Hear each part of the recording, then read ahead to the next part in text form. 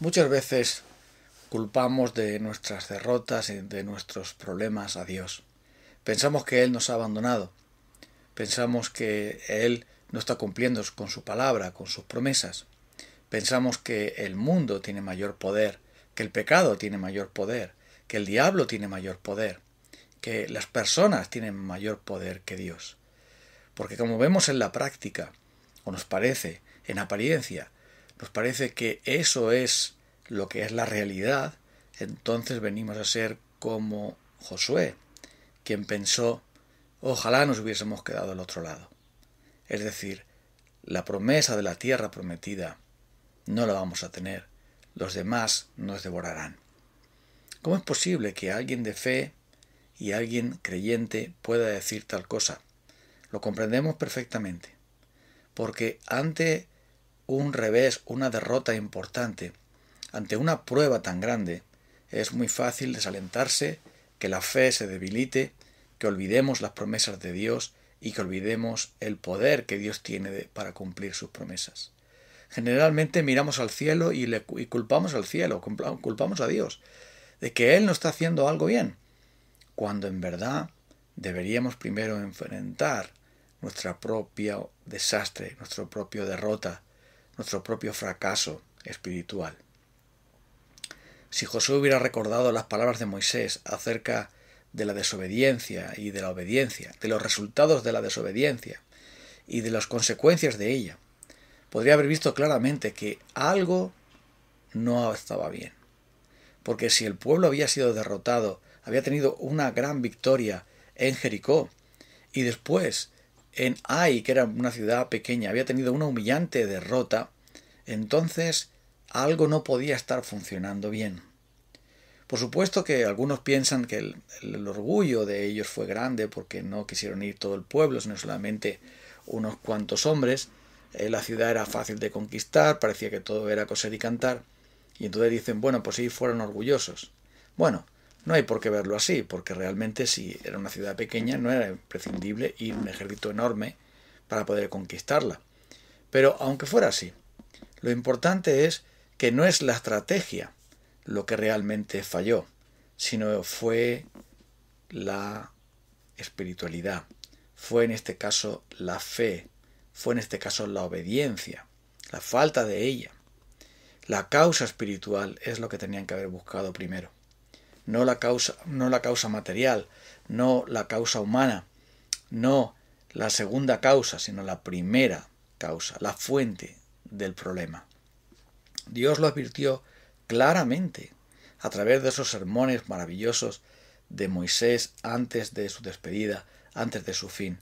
Y Dios también se lo había advertido claramente a Josué. Pero ¿cuántas veces ignoramos esto? ¿Cuántas veces pensamos que con nuestra propia fuerza y habilidad, con el ejercicio de los dones espirituales que Dios nos ha dado, todo va a salir bien y vamos a salir victoriosos? Cuando no sabemos o no nos damos cuenta que no es ni con espadas ni con ejércitos que se libra la batalla del Señor, sino con su Espíritu. Es por esto que aquí hay una gran lección. La lección de que el problema no está en Dios, sino en nosotros. Su mano no se ha cortado para salvar. Su poder sigue siendo el mismo, pero nuestras iniquidades hacen distinción, o mejor dicho, hacen separación entre nosotros y nuestro Dios. Son nuestros pecados los que provocan nuestro fracaso. Son nuestras desobediencias y nuestra falta de examen, nuestra falta de luchar contra nuestro pecado, destruirlo. Es nuestro anatema el problema. Es por esto que el Señor le dice, ¿qué haces ahí postrado? Ante la desesperación de Josué y su solicitud de que ojalá hubiésemos podido volver atrás, lamentándose de las decisiones del pasado, es decir, las decisiones de fe, las decisiones correctas del pasado, las decisiones que tomaron en obediencia al Señor. Pero aún pensaba que ya era el fin del pueblo de Israel, que había terminado la conquista de la tierra, que Dios no iba a cumplir con su palabra. Todo había terminado para Josué. Y es que cuando viene la derrota, viene también el diablo para aprovecharse. Viene también el mundo para reírse. Vienen también los incrédulos para aprovechar la ocasión y hacer leña del árbol caído. Y entonces la desesperación puede llegar ahí. Cuando falta la fe, la desesperación entra. La incredulidad toma posesión de nuestras mentes y corazones, de nuestros recuerdos y memoria incluso, y empezamos a comportarnos como incrédulos, comportarnos como si Dios no nos hubiera hablado, como si Dios no nos hubiera salvado, como si no hubiéramos visto las maravillas de Dios en el tiempo anterior, como ellos vieron las maravillas de Dios en Egipto. Qué pronto olvidamos el poder de Dios, qué pronto olvidamos la santidad de Dios, qué pronto olvidamos la gloria de Dios, qué pronto olvidamos las victorias que Dios concede a su pueblo, porque nos centramos en nosotros mismos. Creemos que somos el centro del universo y creemos que, por supuesto, la causa está en que Dios no quiere, en vez de decir que somos nosotros los que no queremos. Somos nosotros los que no queremos vencer el pecado, luchar contra él, odiarlo y matarlo, nuestro propio pecado, y no estamos velando por el bien de nuestra comunidad, de nuestra iglesia, porque al practicar nosotros el pecado y consentirlo en nuestra vida, estamos haciendo que toda la iglesia sea afectada.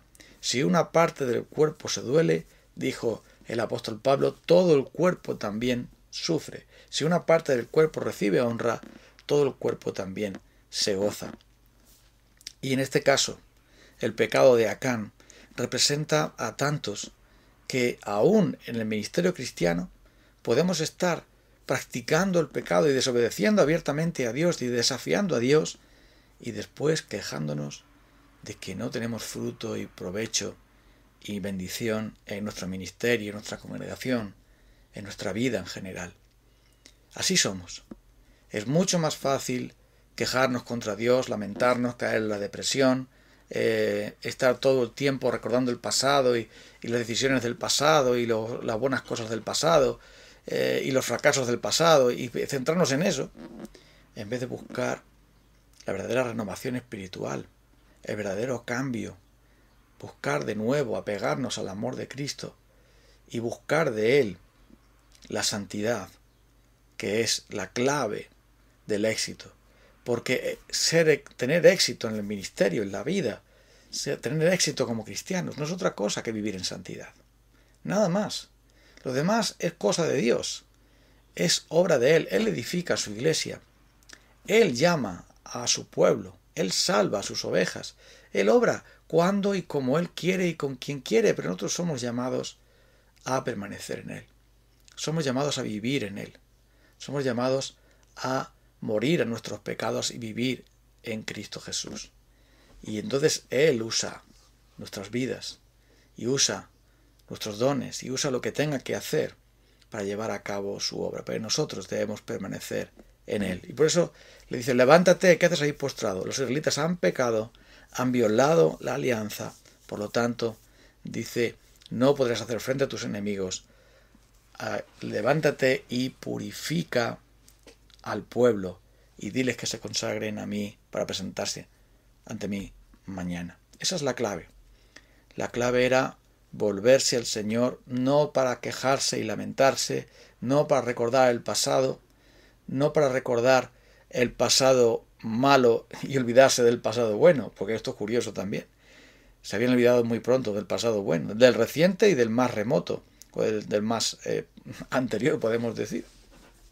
Sino que aquí el Señor le llama a que se levante y mire hacia adelante. Mire la manera de superar ese fracaso con Dios. El fracaso lo superaremos con Él, por medio de Él, buscando esa santidad que el Espíritu Santo produce en nuestros corazones cuando venimos a Él en fe, en arrepentimiento, odiando lo malo que hay en nosotros y amando la gracia que hay en Él.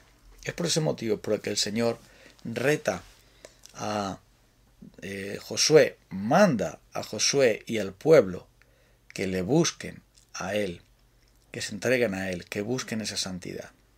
Ya sabemos nosotros bien que ese es el verdadero éxito del pueblo de Dios. Dios es un Dios santo, perfecto. Él no habita en medio del pueblo que tiene labios inmundos. Él habita en los corazones contritos y humillados. Él es aquel que ama a aquellos que están limpios de manos y puros de corazón. Son aquellos que aman su ley, son aquellos que le aman a Él, los que pueden contar con su favor y por lo tanto con su victoria. Es por eso que nosotros debemos cuidar ante todas las cosas, no lo que hacemos, sino cómo somos.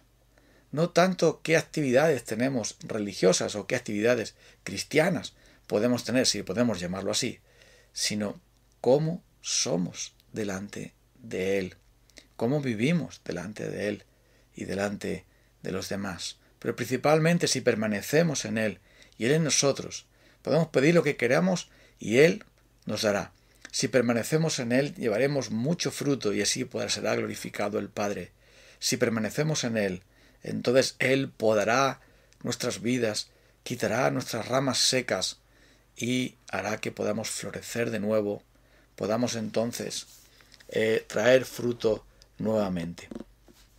Recuerdo en mis tiempos en los que iba a vendimiar cada año, que fueron unos cuantos, aprendí bastantes cosas acerca de las viñas. Yo me gustaba siempre preguntar, curiosear, y a los que trabajaban en el tema de las viñas les preguntaba por qué se hace la poda y cómo se hace y cuál es el resultado.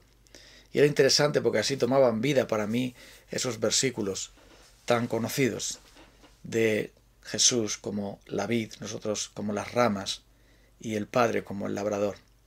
Y era curioso ver cómo me mostraban que cuando hay una buena poda, la vid retoña y las ramas retoñan de tal manera, los pulgares que han sido cortados retoñan de tal manera que traen mucho más fruto.